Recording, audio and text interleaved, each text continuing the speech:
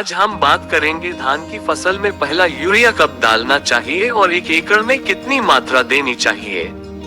बहुत से किसान भाइयों के मन में यही सवाल रहता है कि धान की रोपाई के कितने दिन बाद यूरिया डालें, कितनी मात्रा में डालें और यूरिया डालते समय किन बातों का ध्यान रखें। तो आइए जानते हैं इसकी पूरी जानकारी।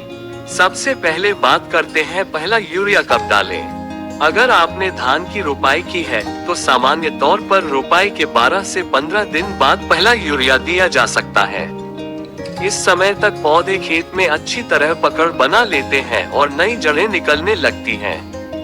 यही समय पौधों की शुरुआती बढ़वार और कल्ले निकलने के लिए काफी महत्वपूर्ण होता है। वहीं अगर आपने धान की सीधी बुवाई की है तो बुवाई के लगभग 20 से 25 दिन बाद पहला यूरिया देने का समय आता है। अब बात करते हैं इसकी मात्रा की।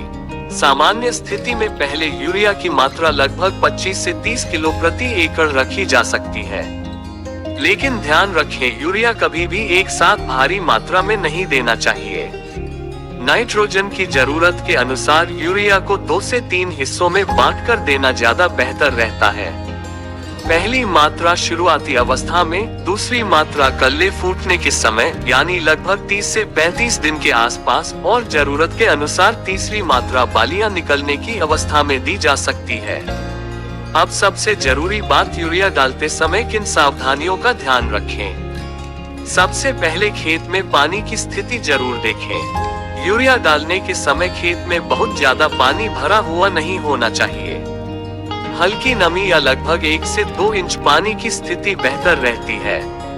खेत बिल्कुल सूखा भी नहीं होना चाहिए। इसके अलावा यूरिया को तेज धूप और गर्मी के समय डालने से बचें। सुबह जल्दी या शाम के समय यूरिया देना बेहतर रहता है ताकि नाइट्रोजन के नुकसान को कम किया जा सके।